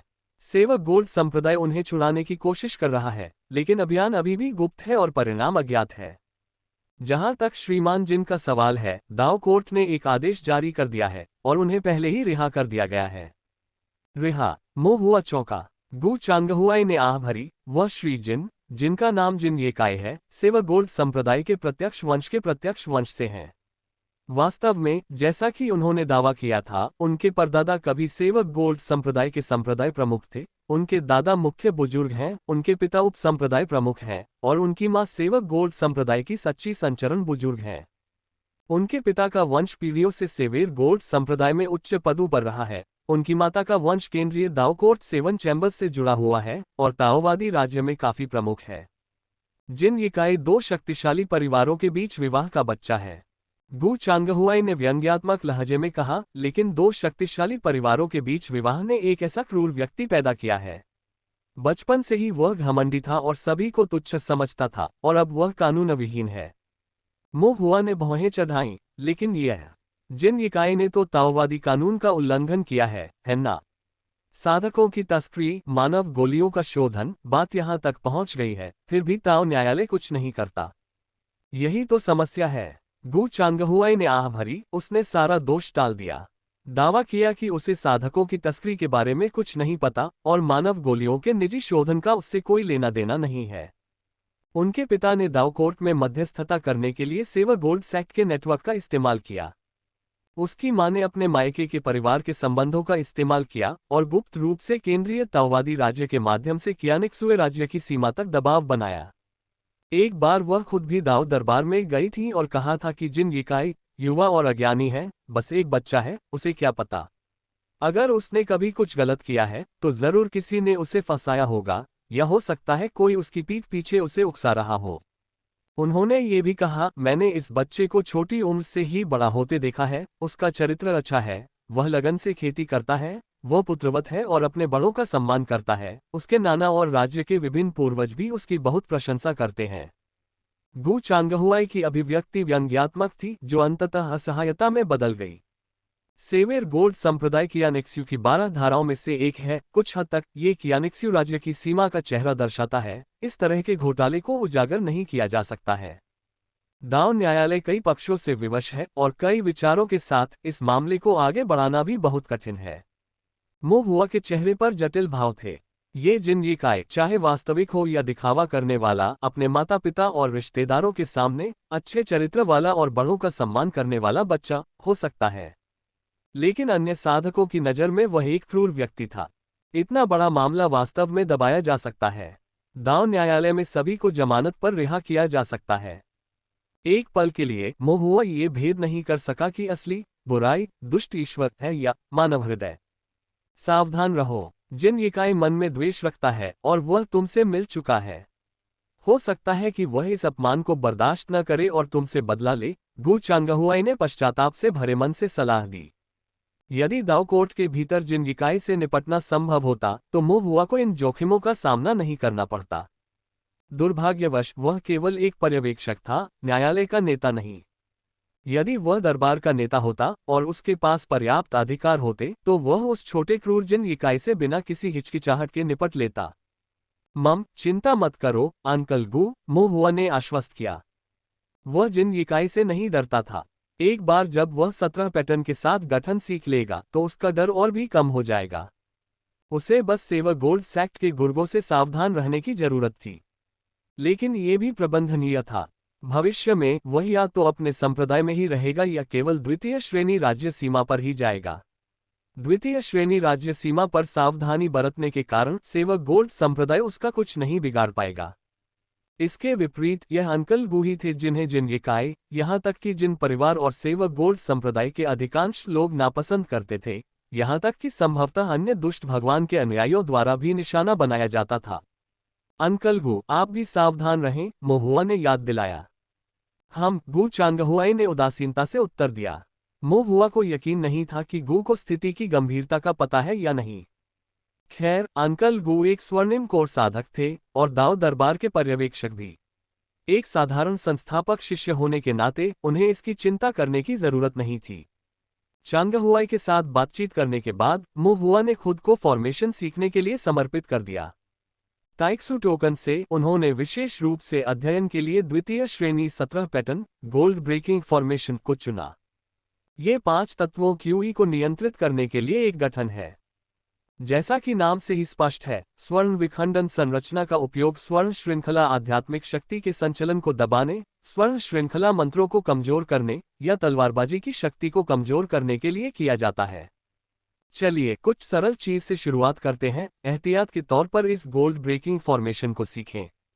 यदि सेवर गोल्ड सैक्ट ने कभी मुझे उकसाने की हिम्मत की तो मैं और भी अधिक सीखूंगा। शायद गोल्ड सीरीज तलवारबाजी का मुकाबला करने के लिए विशेष रूप से डिजाइन किया गया एक पूरा सेट भी। मो हुआ ने मन ही मन खुद से वादा किया। दोपहर 1 बजे के बाद मो हुआ की दिव्य भावना चेतना के सागर में डूब गई और ताओवादी स्तंभ पर उन्होंने बार बार सोना तोड़ने वाली संरचना का अभ्यास किया। ये पहला उच्च स्तरीय द्वितीय श्रेणी प्रशिक्षण भी था जो मोहुआ ने सीखा था। सोना तोड़ने की संरचना काफी कठिन थी, मोहुआ एक रात में इसमें महारत हासिल नहीं कर सका। अगले दिन कक्षा के बाद जैसे ही वह अभ्यास जारी रखने की तैयारी कर रहा था, एक शिष्य अचानक उसे ढूंढता हुआ आया। मोहुआ, मैं अभी मेरिट पवेलियन के पास से गुजरा हूं, मेरिट एल्डर चाहते हैं कि आप उनसे मिलें। Merit Elder. मोहुआ चौंका, फिर उसकी आंखें चमक उठी। क्या ये हो सकता है कि अग्नि बुद्ध के लिए योग्यता अंक जमा कर दिए गए हों? धन्यवाद। मोहुआ ने शिष्य को धन्यवाद दिया और प्रसन्न होकर तुरंत मेरिट पवेलियन की ओर भाग गया। मेरिट पवेलियन के बुजुर्ग विशेष रूप से मोहुआ का इंतजार कर रहे थे। मोहुआ को प्रवेश करते देख मेरिट एल्डर ने उससे संदेह से देखा और पूछा, आपने ताओवादी न्यायालय के लिए वास्तव में क्या किया? आपने कौन सा गठन किया? मोहुआ एक पल के लिए स्तब्ध रह गया, लेकिन फिर उसे समझ आ गया। अंकल गू वास्तव में बहुत गहन है। मेरे लिए परेशानी पैदा करने से बचने के लिए उन्होंने अभी भी उस ड्राइंग फॉर्मेशन के बहाने का इस्तेमाल किया। बहुत सारे फॉर्मेशन, मोहुआ ने कहा। मेरिट एल्डर ने कहा, बकवास, कई संरचनाओं के साथ भी आप इतने मेरिट अंक अर्जित नहीं कर सकते। कितने? मोहुआ ने उत्साह से पूछा। मेरिट एल्डर ने मोहुआ की ओर देखा और आह भरते हुए कहा, 8,000। 8,000। मोहुआ की आंखें आश्चर्य से चौड़ी हो गईं। ये तो बहुत सारे हैं। अग्नि बुद्ध वास्तव में एक भाग्य के लायक है। मोहुआ के गोरे चेहरे पर मुस्कान खिल उठी। मेरिट एल्डर ने समझाया, ये पुरस्कार सामान्य रूप से जारी नहीं किया गया था, इसे विशेष रूप से ताओवादी न्यायालय द्वारा आवंटित किया गया था, इसलिए इसे आपको हस्तांतरित करने से पहले संप्रदाय द्वारा पुष्टि की जानी थी। हम मोहुआ ने बार बार सिर हिलाया। हालांकि इस प्रक्रिया के विवरण से उन्हें कोई सरोकार नहीं था, क्योंकि उन्हें मेरिट अंक दिए जाते थे, यही मायने रखता था। मेरिट एल्डर ने संकोच किया, लेकिन अंततः उन्होंने और कुछ नहीं कहा और औपचारिकताओं को पूरा करते हुए मोहुआ को अपने नाम पर हस्ताक्षर करने और मुहर लगाने की अनुमति दी और फिर मेरिट अंकों को अपने ताइक्सू टोकन में स्थानांतरित कर दिया। हस्ताक्षर करने, मुहर लगाने और मेरिट अंक प्राप्त करने के बाद मोहुआ ने मेरिट एल्डर को विदाई दी और प्रसन्नता भरे चेहरे और कदमों में स्फूर्ति के साथ वहां से चले गए। मेरिट एल्डर ने मोहुआ की प्रस्थान करती हुई आकृति को देखा, लेकिन मौन चिंतन में डूब गया। 8,000 मेरिट अंक, यहाँ तक कि कुछ आंतरिक संप्रदाय के शिष्यों के लिए भी यह एक बहुत बड़ी रकम है। मोहुआ जैसे शिष्य के लिए तो यह और भी बड़ी बात है, जो 2 साल से भी कम समय से संप्रदाय में है। संप्रदाय में मेरिट अंक बनाना आसान नहीं है। तार्किक रूप से कहें तो चाहे इसकी उत्पत्ति कहीं से भी हुई हो, ये योग्यता अंक ताओवादी न्यायालय से वैध रूप से पारित होने के बाद कम से कम सतह पर स्वच्छ दिखाई देने चाहिए। उसे शिष्य की निजता में अधिक गहराई से झांकने की कोई आवश्यकता नहीं थी। फिर भी मेरिट एल्डर अभी भी संदेह से भरा हुआ था। मोहुआ ने ये 8,000 मेरिट पॉइंट अर्जित करने के लिए आखिर क्या किया था? वह तो फाउंडेशन स्थापना के प्रारंभिक चरण में एक शिष्य मात्र है। उसने ऐसा कौन सा कार्य पूरा किया, ऐसा कौन सा पुरस्कार प्राप्त किया कि वह एक ही बार में 8,000 मेरिट पॉइंट अर्जित कर सका? यह अत्यंत असामान्य था। सैकड़ों वर्षों तक मेरिट एल्डर के रूप में सेवा करने के बाद ये पहली बार था जब उन्हें ऐसी स्थिति का सामना करना पड़ा था। मेरिट एल्डर ने ताओवादी न्यायालय से प्राप्त कागजी कार्रवाई को देखा। यह अस्पष्ट और संक्षिप्त था, जिसमें केवल ये कहा गया था, ताइक्सू संप्रदाय के शिष्य मोहुआ, जो प्रशिक्षण में कुशल हैं, ने ताओवादी न्यायालय को मामलों को योग्यतापूर्वक सुलझाने में सहायता की और इसके लिए उन्हें प्रोत्साहन के रूप में 8,000 मेरिट अंक प्रदान किए जाते हैं। यह इतना सरल नहीं हो सकता। मेरिट एल्डर ने चिंतन में अपनी भौहें सिकोड़ लीं। उन्होंने मोहुआ से संबंधित हर बात पर विचार किया और अचानक उन्हें प्रेरणा का एक झटका लगा, जिससे उन्हें अचानक एहसास हुआ। मोहुआ, ताओवादी न्यायालय गठन, बड़े मास्टर जून। मेरिट एल्डर को इसका पता चल गया। यह अवश्य ही एल्डर मास्टर जून का ही काम रहा होगा। उन्होंने कुछ युक्तियां अपनाई, अपने संपर्कों का उपयोग किया और ताओवादी न्यायालय से मोहुआ को 8,000 योग्यता अंक आवंटित किए, जिससे बच्चे को फॉर्मेशन का अध्ययन करने की अनुमति मिली। एल्डर मास्टर जून एक पूर्वज स्तर का व्यक्ति है, हालांकि सतह पर वह सिर्फ एक सावधानीपूर्वक प्रशिक्षक है, लेकिन उनका जीवन लंबा है, उन्हें सम्मान प्राप्त है तथा क्यानिक्सुए राज्य सीमा पर उनका नेटवर्क बहुत व्यापक है। केवल एल्डर मास्टर झुन ही ताओवादी दरबार में उचित चैनलों के माध्यम से जाने और ताइक्सू गेट तक योग्यता अंक स्थानांतरित करने की क्षमता रख सकते थे। हालांकि कोई कितना भी आदरणीय क्यों न हो, ऐसा काम नहीं किया जा सकता। मेरिट एल्डर कुछ क्रोधित हो गया। 8,000 योग्यता अंक, यह कोई छोटी संख्या नहीं है। भले ही वह सचमुच महुआ नामक बच्चे से बहुत प्यार करता हो, वह उसे इस हद तक बिगाड़ नहीं सकता, न ही उसे इस तरह के लापरवाह विकास के लिए प्रोत्साहित कर सकता है। वह तो केवल ताइक्सु गेट का शिष्य है, आपका अपना परपोता नहीं। यहां तक कि यदि वह आपका परपोता भी होता तो भी यह स्वीकार्य नहीं होता। संप्रदाय के अपने नियम होते हैं, दूसरी जगह कभी कभार अनदेखी हो सकती है, कोई नुकसान नहीं होता, लेकिन अंक मिलते हैं।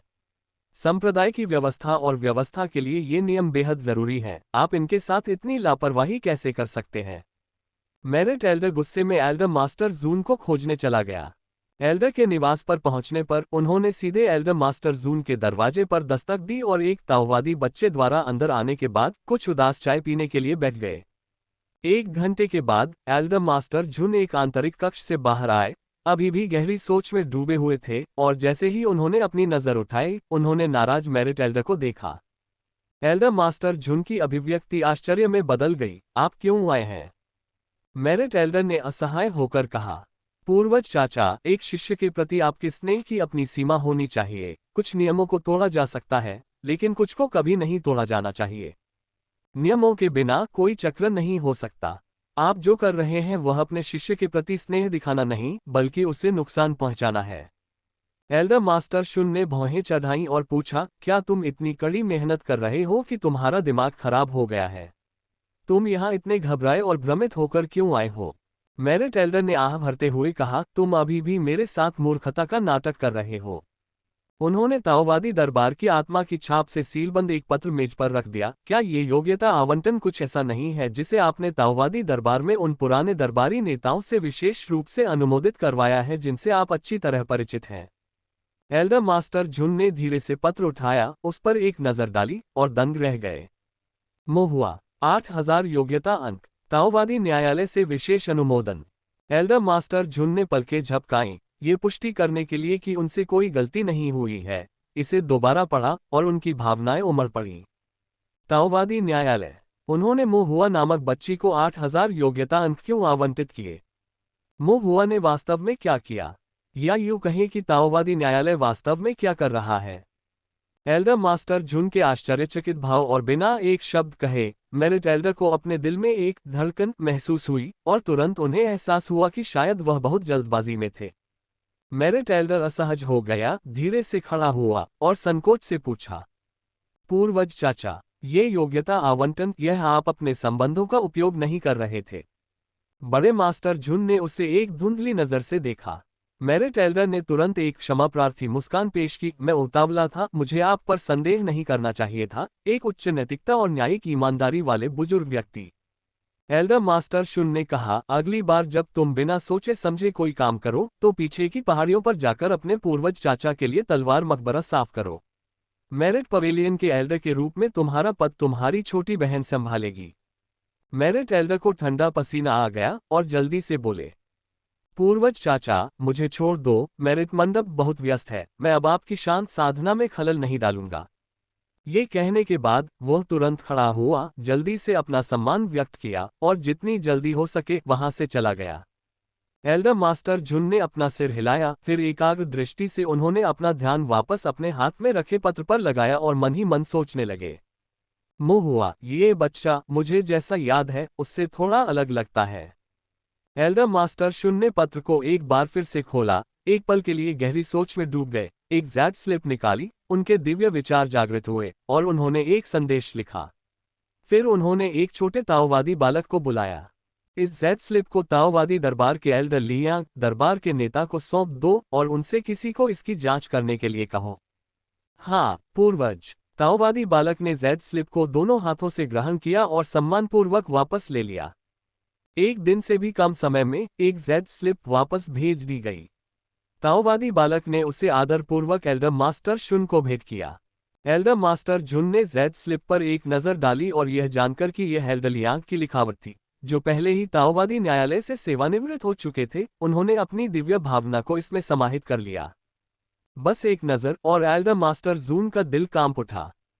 अग्निबुद्ध, महान दानव साधक जिसने 100 वर्षों तक द्वितीय श्रेणी राज्य सीमा के माध्यम से उत्पात मचाया था, फाउंडेशन स्थापना के शिखर पर उल्का अग्नि निषिद्ध कला का अभ्यास करते हुए पूरे जी परिवार का सफाया करते हुए कई दानव साधकों को आदेश दिया और घास काटने की तरह लोगों को मार डाला। बड़े मास्टर जून ने ठंडी सांस ली। इसमें कोई आश्चर्य नहीं कि इनाम 8000 मेरिट अंक था।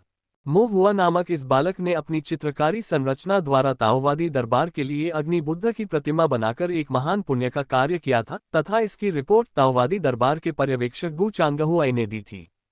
इसीलिए ताओवादी न्यायालय ने एक अपवाद बनाया और इन 8000 योग्यता अंकों का आवंटन किया। इस तरह से कहें तो इन 8000 मेरिट पॉइंट्स को ज्यादा महत्व नहीं दिया जाता। लेकिन अग्नि बुद्ध को पकड़ने के लिए बड़े मास्टर झुन ने भौहें चढ़ाईं। मोह हुआ का कोमल और चतुर रूप उसके दिमाग में कौंध गया। एल्डर मास्टर झुन ये समझ नहीं पा रहे थे कि इतने कम साधना स्तर वाला मोह हुआ जैसा कमजोर शिष्य बुरे कर्मों से भरे रिकॉर्ड के साथ फाउंडेशन स्थापना के शिखर पर एक राक्षस सिर को पकड़ने में कैसे कामयाब रहा। संरचनाओं की मदद से भले ही उसकी संरचना अच्छी हो, फिर भी ये बहुत खतरनाक है।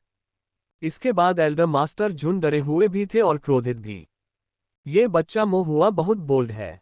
ऐसे क्रूर और निर्दयी दानव साधकों से निपटते समय यदि कोई सावधान नहीं रहता तो संभवतः वे बिना कोई निशान छोड़े ही मर जाएंगे। सचमुच किसी भी चीज में शामिल होने का साहस।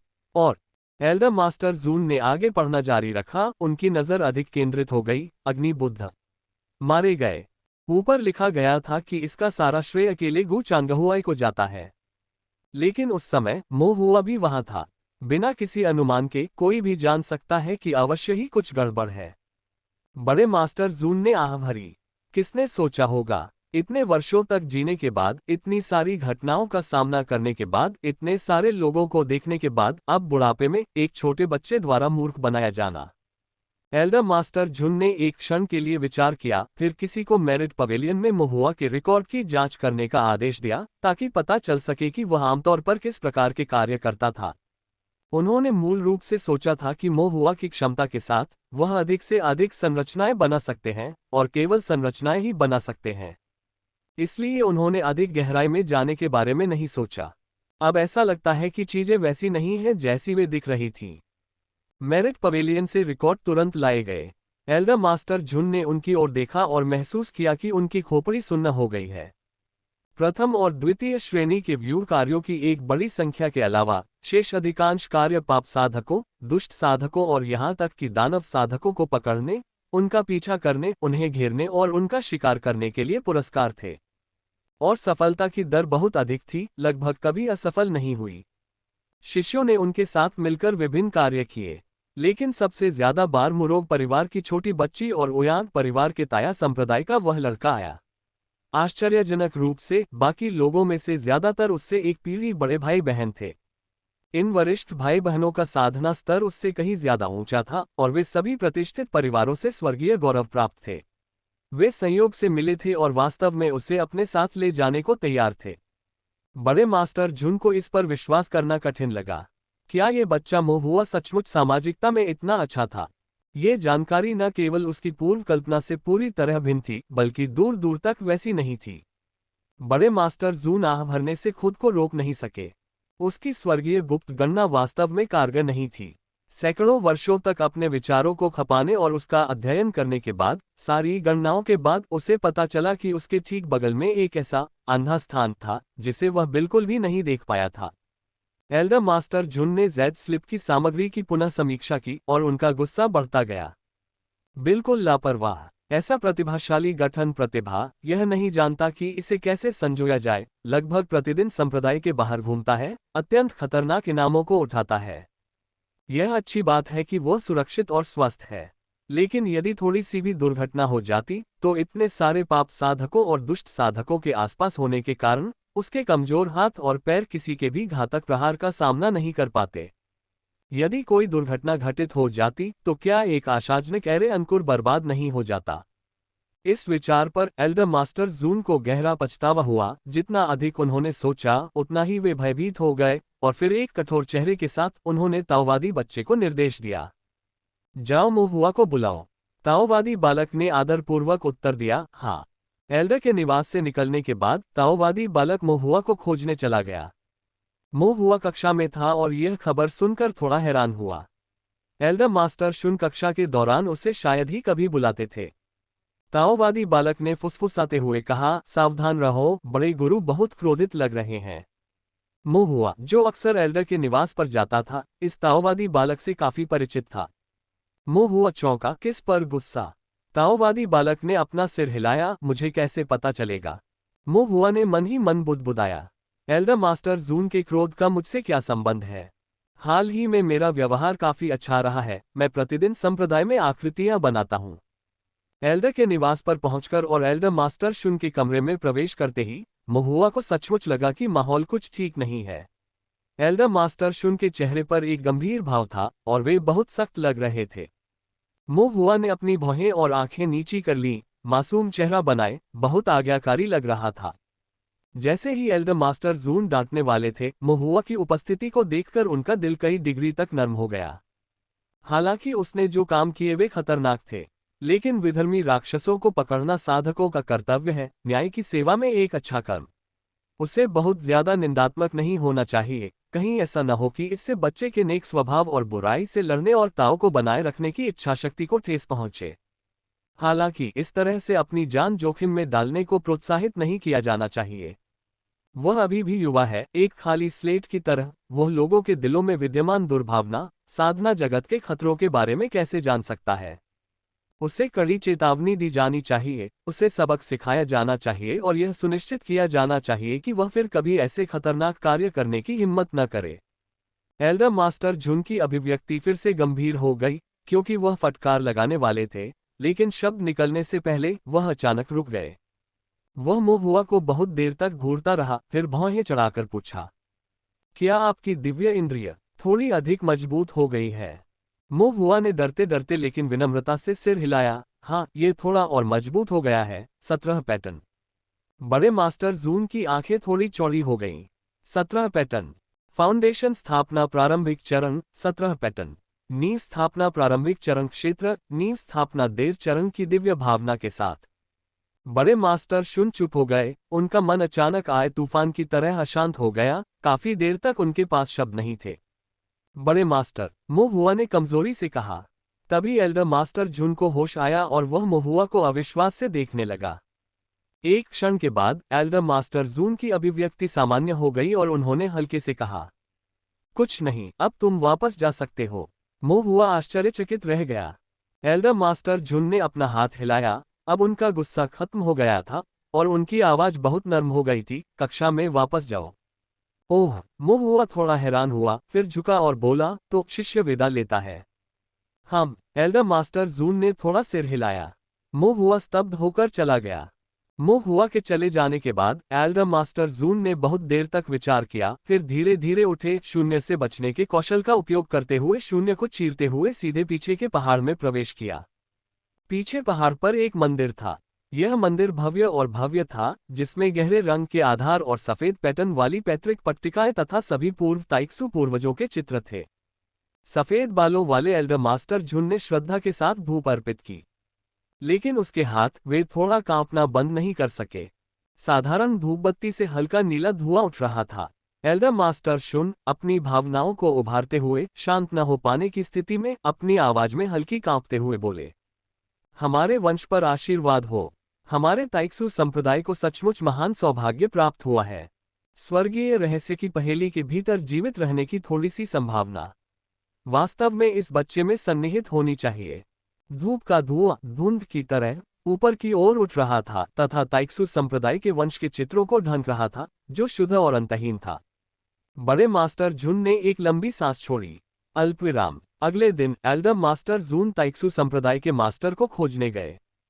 ताइक्सु संप्रदाय के गुरु का आचरण गरिमापूर्ण और दयालु था, उनका आभामंडल असाधारण था, वे चरित्र निर्माण में विशेषज्ञ थे तथा उनके बाल लंबे और घने काले थे। वह कुलीन परिवार से थे और उनकी अपनी विरासत थी, तलवारबाजी उनकी विशेषता थी, उनकी साधना उल्लेखनीय थी तथा ताइक्सु संप्रदाय में उन्हें विशेष दर्जा प्राप्त था। हालांकि इस समय ताइक्सु संप्रदाय के गुरु भी कुछ गंभीर दिख रहे थे। यद्यपि उन्होंने दिव्य विचार का अभ्यास नहीं किया था या भविष्य कथन को नहीं समझा था, फिर भी अपने अभ्यास के स्तर पर वे स्वर्गीय रहस्यों के परिवर्तनों और संकेतों को स्पष्ट रूप से महसूस कर सकते थे। ताइक्सु संप्रदाय के शांतिपूर्ण वर्ष समाप्त हो गए प्रतीत हो रहे थे, मानो दूर से कोई तूफान आ रहा हो। फिर भी वो विपत्ति के विशिष्ट संकेतों को नहीं पहचान सका। शीशम की खूबसूरत मेज के सामने ताइशु संप्रदाय के गुरु और एल्डर मास्टर शुन आमने सामने बैठे थे।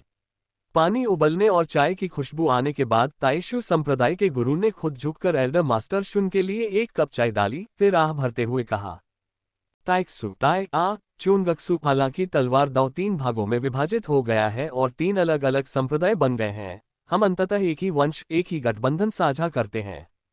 मैंने उनके संप्रदाय के नेताओं से बात की है, लेकिन वे मुझ पर विश्वास नहीं करते। ताइगा संप्रदाय मजबूत है और 8 महान द्वारों में सर्वोच्चता का दावा करने के लिए आगे बढ़ने की आकांक्षा रखता है। चोंगसू संप्रदाय एक मध्यम स्तरीय गुट है, लेकिन इसका लक्ष्य शीर्ष रैंक में शामिल होना भी है। ताइक्सू संप्रदाय के गुरु ने आत्मनिंदा करते हुए कहा, विडंबना यह है कि यह हमारा ताइक्सू संप्रदाय है जो महत्वाकांक्षा के बिना पीछे रह गया है, संतुष्ट है। बड़े मास्टर झुन ने चाय का एक घूंट लिया, लेकिन चुप रहे।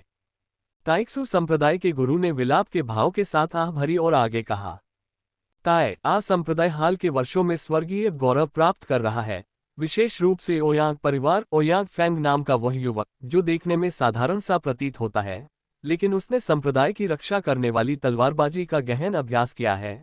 वह शांत स्वभाव का है, अपनी प्रतिभा का प्रदर्शन नहीं करता। यह एक ऐसी प्रतिभा है जो वास्तव में उपयोग करने योग्य है। चोंगसू संप्रदाय में ऐसा प्रतीत होता है कि इस पीढ़ी में असाधारण प्रतिभा वाला एक तलवार दाव जीनियस है। शामिल होने के कुछ समय बाद ही उसे चोंगसू तलवार समाधि का आभास हुआ, और वह चोंगसू तलवार क्यू की साधना कर रहा था, जिसे चोंगसू संप्रदाय में पिछले 500 वर्षों में सर्वोच्च प्रतिभा वाला शिष्य माना जाता है। जहां तक हमारे ताइक्सू संप्रदाय की बात है, हम बस कुछ हद तक पीछे हैं। हमारे पास अच्छे आध्यात्मिक मूल वाले लोग हैं और जो तलवारबाजी की कला सीखते हैं, लेकिन अंततः हम इन सच्चे स्वर्गीय गौरवों की तुलना में मध्यम हैं, फिर भी एक कदम पीछे हैं। ताइक्सू संप्रदाय के गुरु ने अपना सिर हिलाया, उनकी अभिव्यक्ति शांत थी। इसमें कोई आश्चर्य नहीं कि ताया संप्रदाय और चोंगक्सू संप्रदाय हमारे ताइक्सू संप्रदाय के साथ जुड़ने को लेकर बहुत उत्साहित नहीं हैं। वे मेरी बातों को गंभीरता से नहीं लेते, वे शायद डरते हैं कि हमारा ताइक्सू संप्रदाय उन्हें रोक लेगा। बड़े मास्टर झुन ने थोड़ा सा भौहें चढ़ाईं। यद्यपि तीनों संप्रदाय एक ही गठबंधन के हैं, फिर भी वे अलग अलग रास्ते पर चले गए हैं। प्रत्येक अपने अपने भाग्य की ओर अग्रसर है तथा दूसरों के मामलों में हस्तक्षेप करने में असमर्थ है। ताइक्सू संप्रदाय के गुरु ने एल्डर मास्टर जून की ओर देखा, उनकी अभिव्यक्ति गंभीर हो गई और उन्होंने धीमी आवाज में पूछा, बड़े गुरु, क्या वास्तव में हुआ है? एल्डर मास्टर झुन ने आह भरते हुए कहा, मैं खुद भी निश्चित नहीं हूं। ताइक्सू संप्रदाय के गुरु की अभिव्यक्ति गंभीर हो गई। किसी भी मामले में एल्डर मास्टर जून ने कहा, अब से संप्रदाय के शिष्यों को निर्देश दे कि वे अपने शब्दों और कार्यों में सतर्क रहें और संप्रदाय की कुछ व्यवस्थाओं को रूढ़िवादी रखें, जल्दबाजी में काम करने से बचें। ताइक्सू संप्रदाय के गुरु ने सिर हिलाया। स्वास्थ्य बनाए रखने के लिए इस्तीफा दे दिया, वह इससे परिचित हैं। एल्डर मास्टर झुन ने कहा, आने वाले दिन शांतिपूर्ण नहीं हो सकते हैं, इसलिए कम प्रोफाइल रखें, नींव की रक्षा करें, इन सब से बचकर रहें। घटनारहित होना अपने आप में एक उपलब्धि है, दूसरों से प्रतिस्पर्धा करने की कोई आवश्यकता नहीं है। यदि वे प्रसिद्धि और धन चाहते हैं, तो उन्हें इसके लिए संघर्ष करने दें। एल्डर मास्टर जून की अभिव्यक्ति उदासीन थी। बड़े गुरु बुद्धिमानी से बोलते हैं। ताइक्सू संप्रदाय के गुरु ने सहमति जताई। इसके बाद दोनों ने चाय पीना जारी रखा, कुछ संप्रदाय मामलों पर चर्चा की। फिर एल्डर मास्टर जून ने कहा, हालांकि एक छोटा सा नियम है जिसे बदलने की आवश्यकता है। ताइक्सू संप्रदाय के गुरु चौंक गए। एल्डर मास्टर झुन ने कहा, इस समूह से शुरू करते हुए बड़े फॉर्मेशन क्लास के दौरान एक ही पीढ़ी के सभी शिष्य एक साथ फॉर्मेशन क्लास में भाग लेंगे। ताइक्सू संप्रदाय के गुरु ने हैरान होकर भौहें चढ़ाईं और पूछा, बड़े गुरु, मेरी अज्ञानता को क्षमा करें, लेकिन क्या इस कार्य का कोई गहरा अर्थ है?